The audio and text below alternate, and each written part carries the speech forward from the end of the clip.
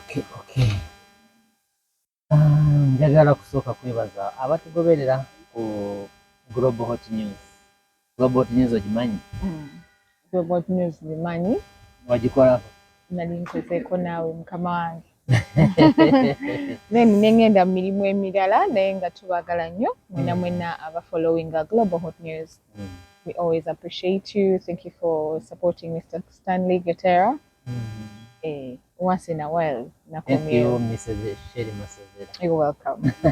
My names are Masozera Shelly, and I specialize in marketing, digital marketing, and online marketing. For those avaina humble beginnings, nga otandika butandisi, you're looking for a platform, a voice. Me and Mr. Gatera are always here to make some noise for you, and of course, I handle the marketing part. By the way, abantu batwemirimu abagala marketing.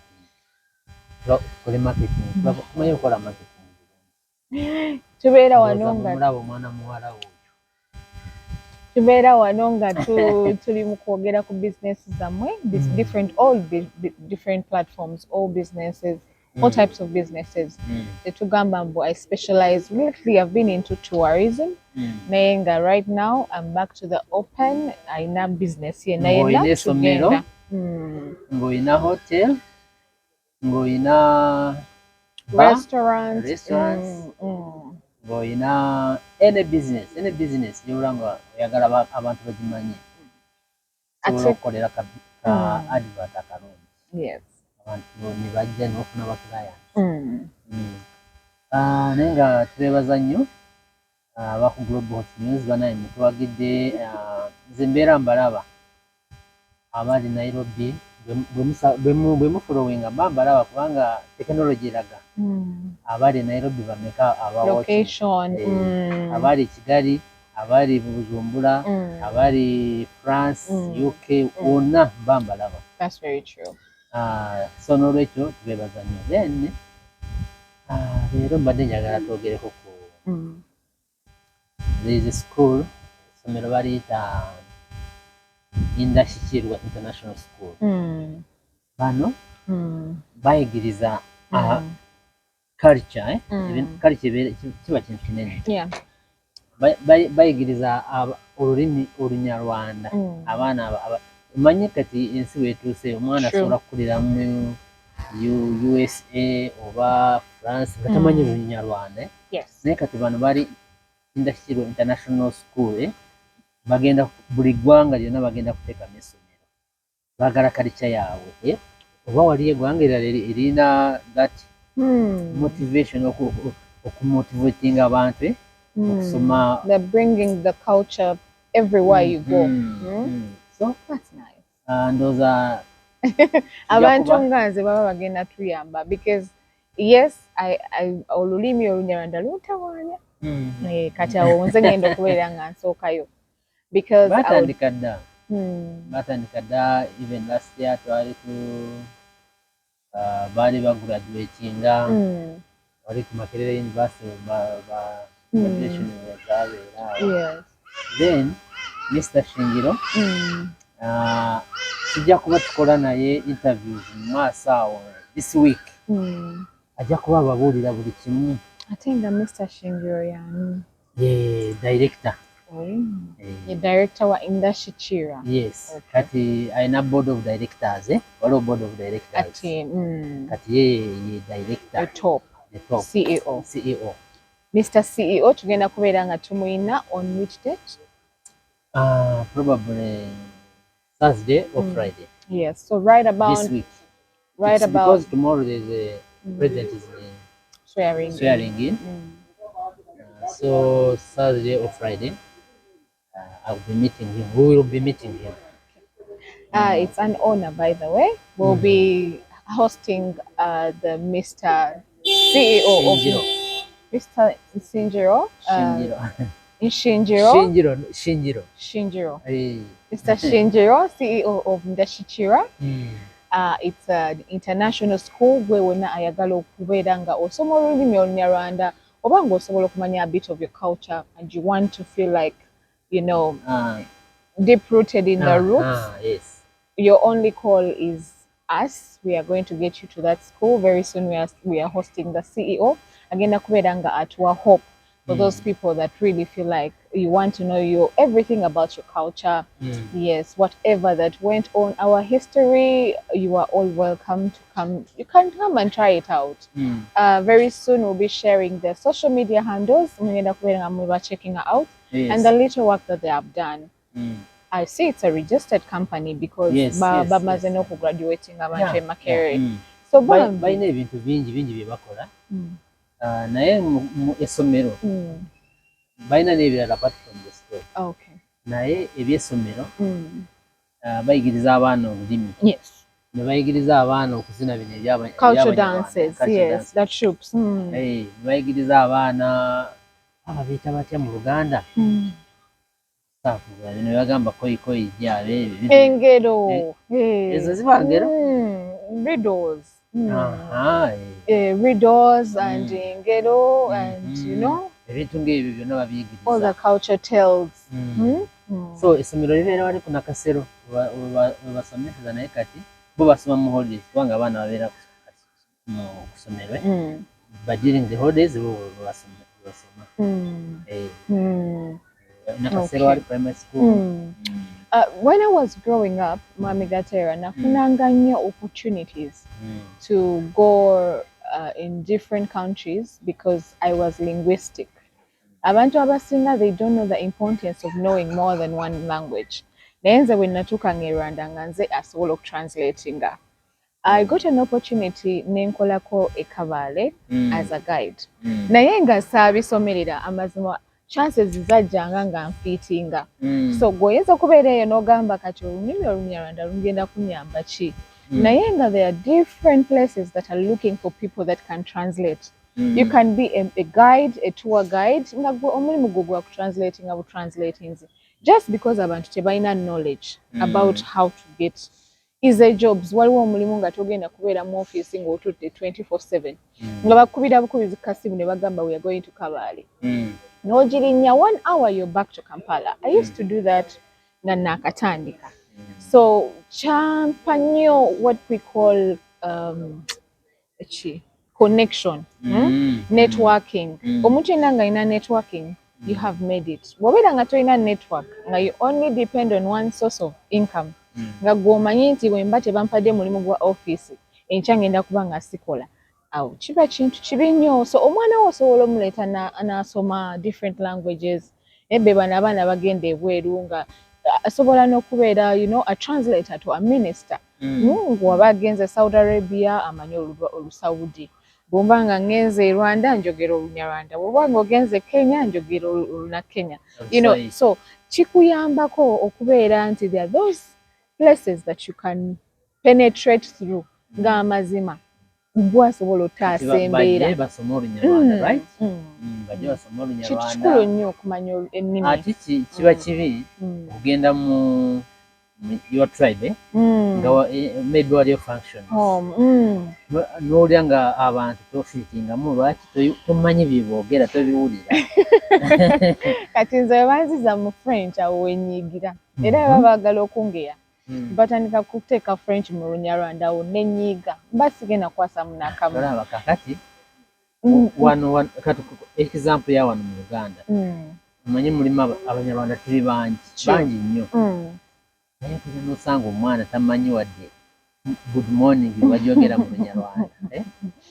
Kati ekyo ojja kusanga ayagala okwasa omukazi nga Munyarwanda oba nga afuna omusajja nga Munyarwanda naye nga tebakwatagana mu lulimi baagala kukozesa English or Luganda. Kati ate abazadde nga bo bamanyi Olunyarwanda. Kati awo waliwo obuzibu kati bano baalaba nga waliwo ekyo ekizibu ne bagamba kati tukole essomero ne basolving a problem. Bayigiriza abaana culture, kuyimba, ku lulimi, emizannyo byonna. Balina ebintu bingi. By the way, Mr. Gatera, lately the world has moved on. Ndaba nnyo n'Abaganda nga bazina Amanyarwanda on traditional. Even Banyarwanda they dance. It's a Baganda dance. Yes, cultural dances, and it's a way of earning. Nange manyo gazi. Manyi. Kalo manyi. Ntujja kusibawo tulina okola skiti y'okuzina amazina Amaganda. Bakulabe ng'onyeenya taata. No. Sinakulabako. By the way, please follow Mr. Gatera. Amanyi otuterayo cultural dances. Oba tonnaba kuziraba wasubwa. Oba tonnaba kugendako ku platform y'omwami ono Mr. Gatera. Teekamu Gatera Stanley. Global Hot News. Ogenda kubeera bambi eyobera business naye personal. Tulina Global Hot News gye tuliko olwaleero. Yes.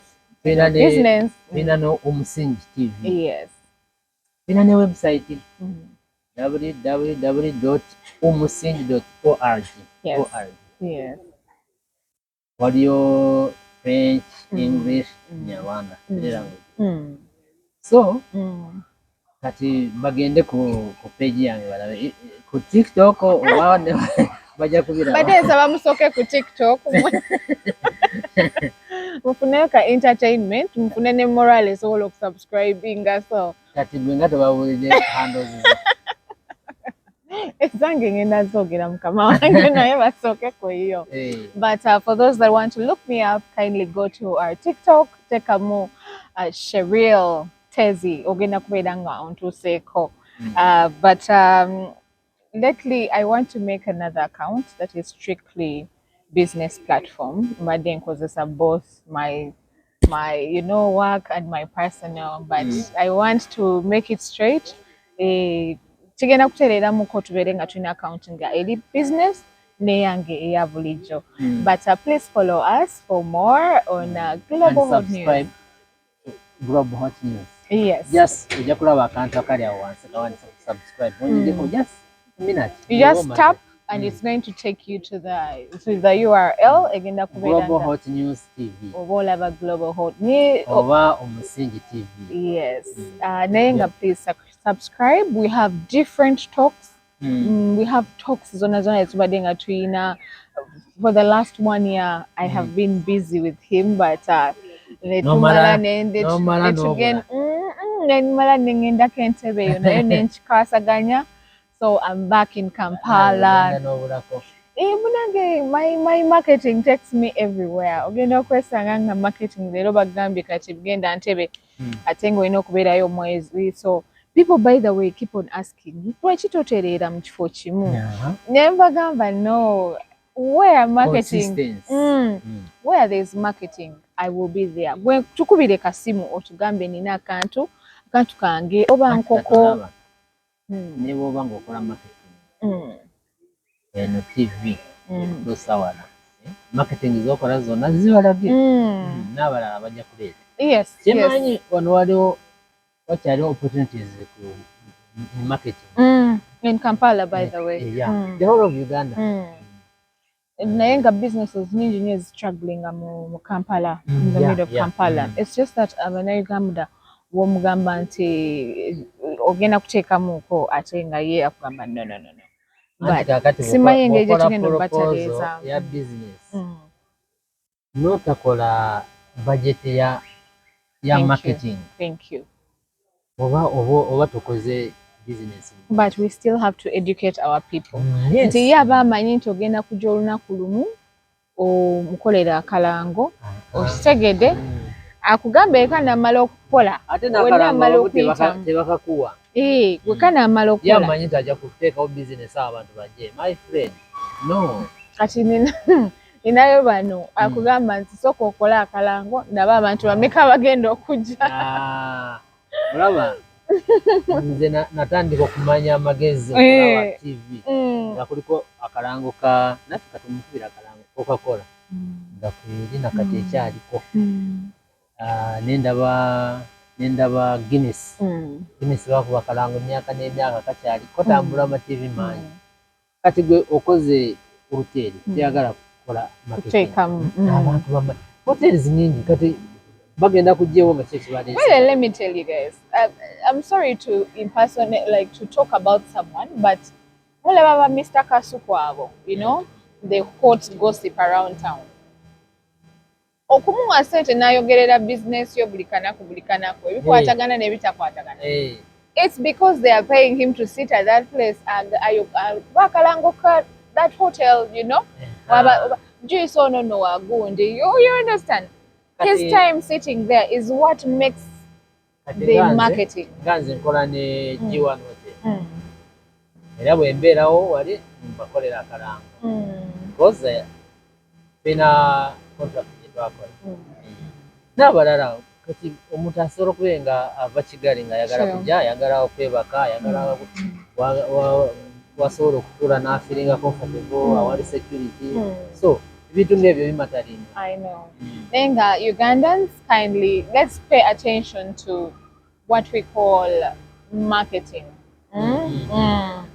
Omuntu ayinza okujja n'agamba ngenda kolera kalango ka lunaku lumu. Naye tekitegeeza nti we mba nvuddewo. I'm not going to talk about Zima Kampala. I'm not going to talk about, Masaka. I'm not going to talk about all these famous places that I've been to, that have made me, that supported us as Global Hot News. Tuba tetugenda kubeerabira, we always have to mention you. So don't have to think about nti kati bankubye lunaku lumu olwoka. No, we keep on talking about you every day. Nga wagambye G1 Hotel, tuba tulina ogyogerako all the time. Kati nali n'essomero nalyo Ndashikirwa International School. Nabo tuli mu kwogerezeganya tujja kubeeranga ne baana wane mabega. That is how they do marketing. Ne flyers tugenda zikola. Yes. Kati bwe wowe oli eyo osobola okubuulira toyagala osobola okubeera nga tuteekawo nga buli show gye tukola erinnya lya bizinesi yo liba liyitawawo ng'abantu baliraba. Yes. Ne contacts zo ate kirala muyinga okukola social media handles, TikTok, Twitter, Instagram n'ebirala. Kiwonjera wano ne nkwogerako kiba kinyanguyira ogamba omuntu nti no tumusange ku TikTok account eno n'eno. So it's easy for identification. Naye wobeera nga you're in the marketing business, you don't even have a social media handle, it's very hard for the people to kind of connect with you. But we love you. We are Umusingi TV. Atenga, we bring you the best of the best news around town, and we give you the best services around Kampala. Lelo tubadde twogera ku mukutu ogwa Inda. It's a school. Ku ssomero lye bayita Indashikirwa International School. Ati gogenda kubyogera mu Kinyarwanda naye Omuganda mbadde nsaba nkugambye Ndashikirwa International School bayigiriza Ekinyarwanda, ne cultural dances, different things, okulima, buli kimu kiri eyo. They're training people. Bayina ebintu bingi naye for now we are marketing the school, the international school. That is what it has been, ke kalimu ke batuwadde naye nga bingi nnyo bye tugenda okubeera nga tubagamba about Indashikirwa International School and what they do. Abaana muhodezi bagende basome. Kiba kibi bannange. Bagende bayige engero. Bannange omwana wange tasobola kukula nga tamanyi lulimi lwange. Koyi bakuyita kukocha. Mu Luganda? Okukocha. Mu Luganda? Mu Luganda. Okukocha. Okukocha. Koyi lya kukocha. Kati riddles Engero. Engero. Albondi kulidde mundu manyi era nange ngenda kubeera nga ntokayo bambi njige engeri gye nsobola okunyiga abangeya mu Lunyarwanda leero mbayina. Sikyayagala kungeya. Naye at least kati mumanyi waliwo abaana batamanyi wadde. Naye nange babeera ku ssomero mpaka boogera Luganda boogera Luzungu. Naye nange nga wataddemu French obeera Ongereza. Tugamba Lunyarwanda. Strictly Lunyarwanda nga temulimu ka French wadde. So ndowooza byebyo tubadde twagala okubuulira ku bantu ebisingawo mulinde ku Thursday or Friday. Omukulu tugenda kubeera naye. Yes. Temumanya bambi, please be available. Job opportunities are going to unfold. Oyinza okubeera eyo ng'ogamba naye mukwano osobola okufuna opportunity n'ogenda ne bakuwa akalimu. Naye ng'ogenze ng'agenda okusupportinga n'oteekayo ka CV ko, and they will be able to to hire you. Kuba abantu abalina a very big entity bakola ebintu bingi nga wenkugambye naye CEO yennyini yagenda okubeera nga atwebuulirira buli kamu from A to Z yes kubanga byonna abimanyi yes tujja kuba tutudde naye nga tumubuuza nga abaddamu buli kimu tetwagala tubawe International School Indashikirwa International School tetugenda bawa abaana basoma olulimi lwabwe nze ndabalaba bangi wano mu Kampala tamanyi wadde ate nga bambawulira byagala so the solution is Indashikirwa International School tunasoma wano toyanziza nnyo bambi kindly go and follow us on our social media handles that's TikTok and Instagram and our website. Umusingi is the website and Global Hot News is the platform for the social media handle. Tubagala nnyo, it's your girl Sherry Masozera alongside Mr. Gatera Stanren. See you next time. Bye bye. Bye bye.